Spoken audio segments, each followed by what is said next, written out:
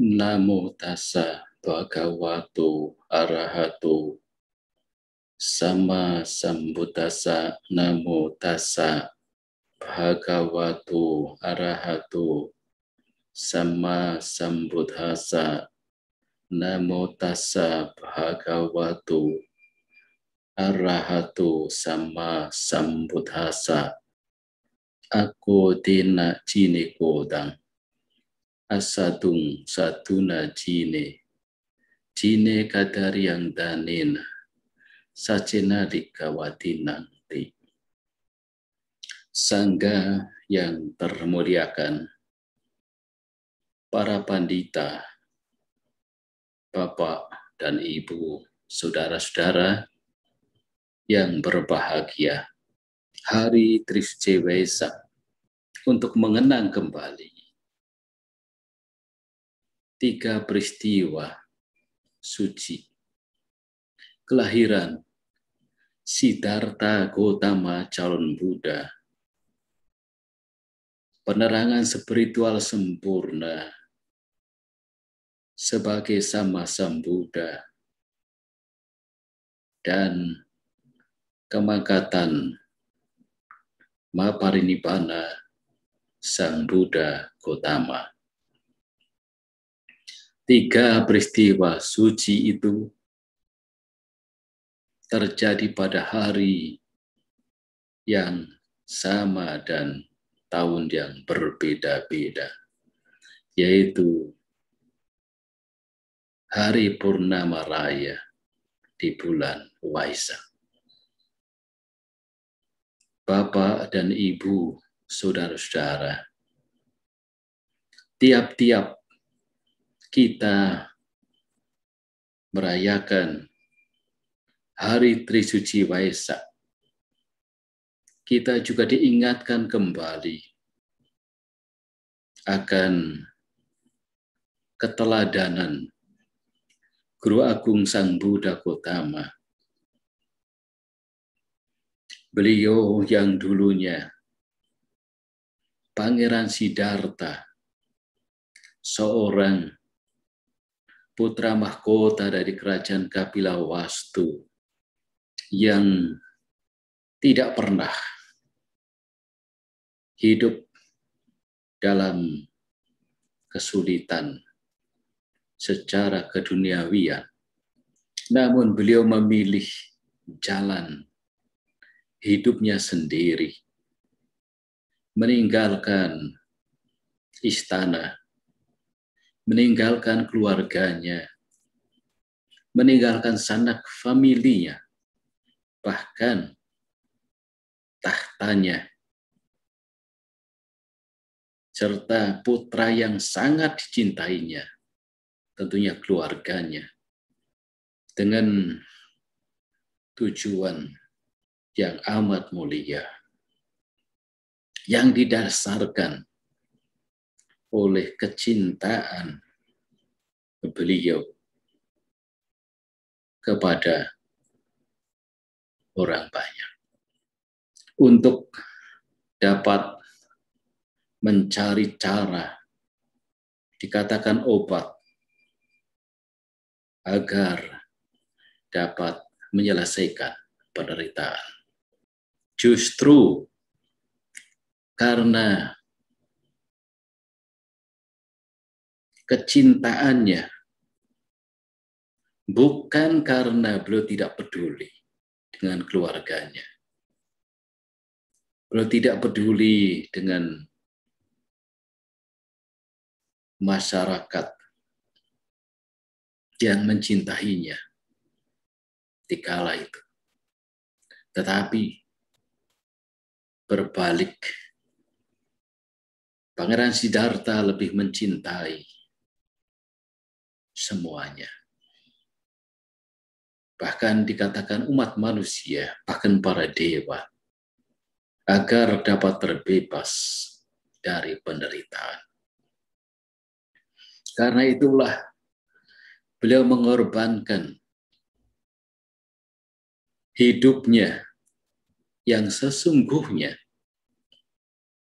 tidak ada yang kurang baginya kehidupan keluarganya yang sangat harmonis dan putranya yang baru lahir yang sangat dicintainya. Orang tuanya yang sangat dihargainya, dihormatinya. Sanak keluarganya. Namun, ada yang mengganjal di dalam pikiran, yaitu mencari cara sebagai upaya agar bisa menyelamatkan umat manusia. Bapak dan Ibu, saudara-saudara, yang kemudian tekadnya yang telah matang, tidak ada yang bisa membendung. Karena itu dikatakan Siddhartha pada saat beliau benar-benar merasa bahwa saat yang sudah tepat meninggalkan istana, seperti menjebol tembok istana dengan kalimat yang lain, karena sesungguhnya istana dijaga sangat ketat sekali. Namun beliau bisa meninggalkan istana dengan dibantu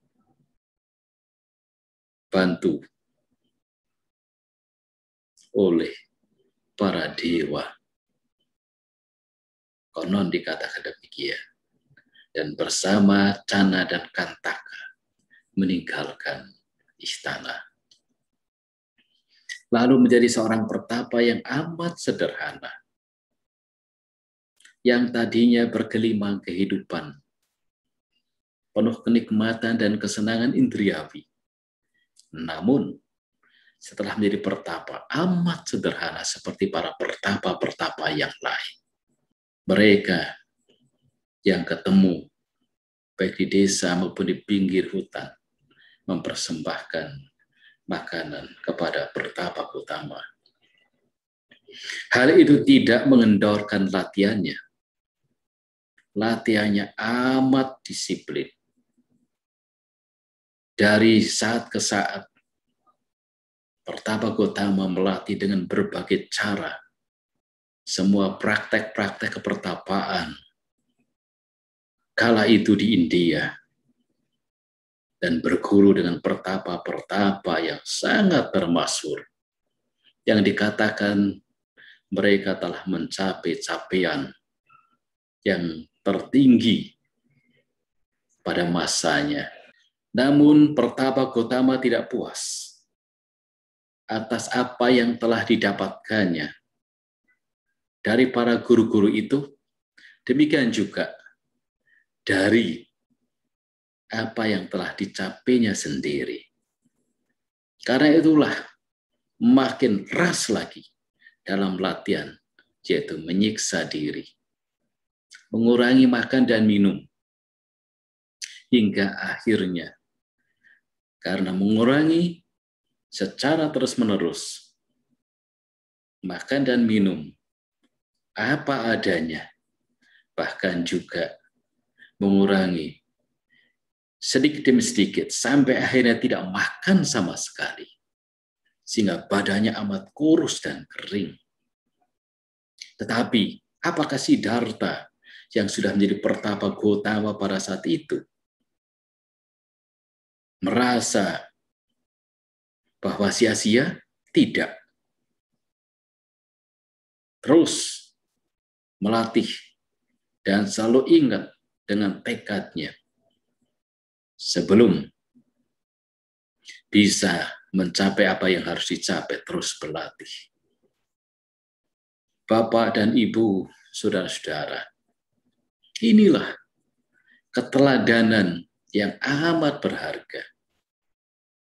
Apakah kita sudah melakukan apa yang pernah dilakukan oleh manusia Siddhartha? Bekerja amat keras, memegang tekad, janjinya sendiri. dan tanpa harus kendor dalam usahanya, sekalipun ya sudah mati-matian dan hampir mati betulan. Rasanya tidak. Kita umumnya mudah menyerah. Dan kita mudah frustasi. Tetapi tidak dengan Pertapa Gautama. Yang akhirnya beliau mencapai pencerahan spiritual sempurna sebagai seorang sama Sambuddha. Ketika beliau berada di bawah pohon Bodhi menghadap ke timur. Dalam satu malam beliau mencapai apa yang harus dicapai oleh seorang manusia yang mencapai penerangan spiritual sempurna menjadi seorang Buddha. Yang sempurna pengetahuannya, sempurna tindak dan tanduknya, sempurna menempuh jalan ke nibbana. Beliaulah sejatinya guru para dewa dan manusia yang tiada taranya. Nah, setelah mencapai penerangan sempurna, Guru Agung Sang Buddha Gautama mengajarkan Dhamma, membabarkan ajaran beliau yang amat indah. Dikatakan indah pada awalnya, indah pada pertengahannya, dan indah pada akhirnya. Dhamma yang sempurna telah dibabarkan. Hal itu semua sesungguhnya, kalau kita pahami secara seksama atau secara cermat, bahwa Guru Agung Buddha Gautama mengajarkan Dhamma tidak lain karena kecintaannya kepada umat manusia. Beliau memiliki rasa cinta, kasih yang tak terbatas, yang dikatakan sebagai maha karuna. Dan hal itu bukan saja dimiliki pada saat setelah beliau menjadi seorang manusia Buddha, tetapi di awal saya telah menyinggung bahwa keteladanan beliau salah satunya adalah memiliki rasa cinta yang begitu besar kepada keluarganya, sanak familinya, di mana beliau meninggalkan kesemuanya untuk mendapatkan sesuatu yang amat berharga dan bisa menolong orang banyak dari penderitaan. Dan mari kita cek, ketika masih anak-anak pun, Siddhartha memiliki kecintaan kepada makhluk-makhluk lain yang menderita. Yang dalam kisah-kisahnya masa kecil, beliau sangat penyayang dan menolong makhluk-makhluk yang menderita. Jadi sesungguhnya, Guru Agung Sang Buddha Gautama memiliki karuna yang begitu besar, yang tentunya karena itu dilandasi oleh metta. Karena itu metta dan karuna, cinta kasih, kasih sayang dan belas kasihan kepada umat manusia. Sesuai dengan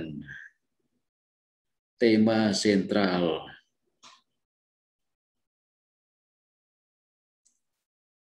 Waisak 2565 tahun 2021. Cinta kasih membangun keluhuran bangsa. Cinta kasih adalah dasar pedoman hidup bagi masyarakat yang memiliki budi pekerti yang luhur. Hal inilah yang penting setelah kita memiliki cinta kasih, kita dapat membangun keluhuran bangsa. Karena dasar membangun keluhuran bangsa tentunya adalah cinta kasih. Tentunya tidak cinta kasih saja, tetapi cinta kasih harus disertai dalam bentuk yang nyata, yaitu rasa belas kasihan dan membantu yang lainnya. Bisa saling membantu pada yang lainnya. Itu adalah didasarkan oleh cinta kasih. Karena seorang memiliki cinta kasih, kemudian memiliki rasa belas kasihan, kemudian membantu siapa saja yang membutuhkan. Dan tanpa berpikir, apa imbalannya? Apa yang saya dapatkan? Praktek Dhamma itu hendaknya memiliki dasar yang murni dalam setiap tindakannya. Maka dalam bahasa masyarakat yang sekarang telah ditinggalkan, mestinya kita sepi ing pamrih, rame ing gawe. Pamrihnya sedikit, gawe tapi kerjaannya, apa yang dilakukan, itulah yang harus rame, harus dengan sungguh-sungguh dan tanpa berharap imbalan. Karena cinta kasih sejati tidak mengharapkan imbalan. Jangan sebaliknya, rame ing pamrih.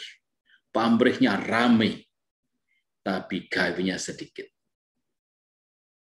Kalau tidak hati-hati, kita semua akan bisa demikian. Pamrihnya besar, apapun yang dilakukan selalu didasarkan apa yang saya dapatkan, apa yang saya bisa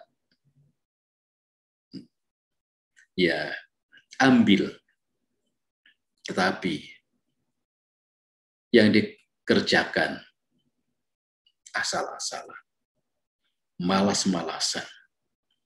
Ini bukan cara yang sesuai dengan yang diajarkan oleh Sang Buddha Gautama. Karena cinta kasih itulah kita timbul rasa belas kasihan dan membantu pada siapa saja. Dan juga cinta kasih menyatukan kita dengan siapa saja, sekalipun mereka berbeda keluarga, latar belakang, berbeda tradisi, berbeda kepercayaan, tetapi karena didasarkan oleh rasa cinta kasih yang murni, maka semua menjadi sahabat, menjadi saudara. Karena sungguhnya kita adalah bersaudara. Bersaudara itu satu udara.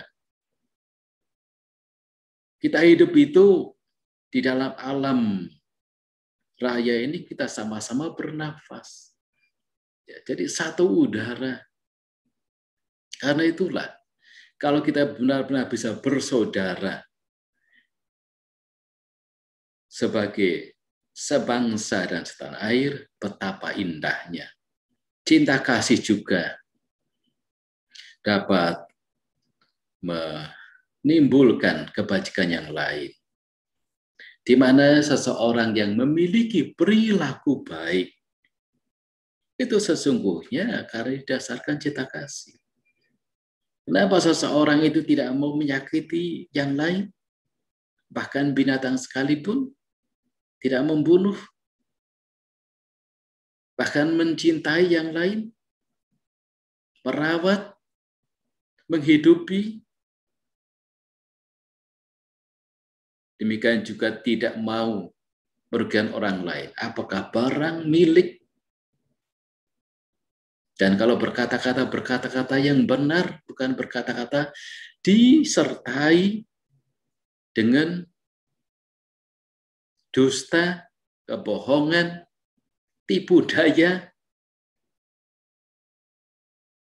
Karena kalau tindakan seperti itu dilakukan, sudah tentu dilihat dari tindakan-tindakan yang buruk, dan itu akan merugikan orang lain. Nah, hal itu semua kalau merugikan orang lain itu kan sebagai satu bentuk nyata bahwa tidak adanya sifat-sifat luhur di dalam dirinya, tidak ada nilai-nilai luhur dalam dirinya, tidak ada cinta kasih, apalagi rasa belas kasihan pada yang lainnya. Karena cinta kasih tidak akan merugikan siapa-siapa, termasuk dirinya sendiri. Bapak dan Ibu, saudara-saudara, perilaku baik memiliki moral yang baik, itu sesungguhnya juga melindungi diri mereka sendiri. Karena seseorang itu telah membuat yang dikatakan pulau perlindungan bagi dirinya sendiri, yaitu tidak melakukan kejahatan, menghentikan kejahatan, menambah kebaikan, lebih lagi mensucikan hati dan pikiran. Nah, ini adalah cara dapat mengembangkan cinta kasih pada diri sendiri, tetapi juga kepada yang lainnya. Bahkan makhluk-makhluk yang tidak kelihatan sekalipun, kalau kita selalu berpikir semoga semua makhluk berbahagia, betapa indahnya. Bukan ucapannya, tapi pikiran kita. Dan ucapan kita itu keluar mestinya dari pikiran yang murni, pikiran yang bersih. Maka disebutkan dalam syair Dhammapada, atanang bikawe rakanto parang rakati, parang rakanto atanang rakati. Kalau seseorang bisa melindungi dirinya sendiri, maka seseorang akan bisa melindungi yang lainnya. Parang rakanto atanang rakanti. Bisa melindungi yang lainnya. Jadi kalau kita mau melindungi orang lain, lindungilah dirinya sendiri. Lindungi dengan kebajikan-kebajikan. Selain memiliki kedermawanan, tetapi juga memiliki perilaku moral yang baik. Sehingga seseorang ketika telah mengembangkan nilai-nilai luhur seperti itu, seseorang memiliki perlindungan yang terbaik bagi dirinya. Apalagi kebajikan yang lain juga dikembangkan melalui latihan samadhi, meditatif, mengkonsentrasikan pikiran, mengembangkan kesadaran, selalu memunculkan pikiran yang eling dan waspada, di mana bisa melihat menyadari gerak-gerik pikiran, bisa mengamati pikiran, perasaan, dan kesadaran dalam batinnya maupun seluruh bagian-bagian tubuhnya sebagai objek untuk pengembangan diri. Dikatakan membaca.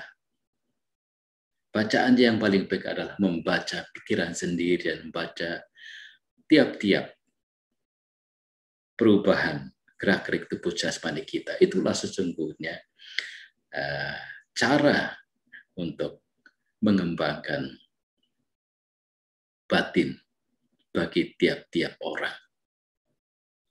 Bapak dan Ibu, saudara-saudara yang berbahagia, marilah dalam merayakan Hari Tri Suci Waisak yang ke-2565 tahun 2021, kita mengembangkan cinta kasih dengan dimulai dari dirinya sendiri. Karena tanpa dimulai dari diri sendiri, di dalam batinnya tidak ada artinya. Miliki cinta kasih dari diri sendiri. Tingkatkan rasa disiplin diri dalam kehidupan sehari-hari dengan baik. Kembangkan batin kita,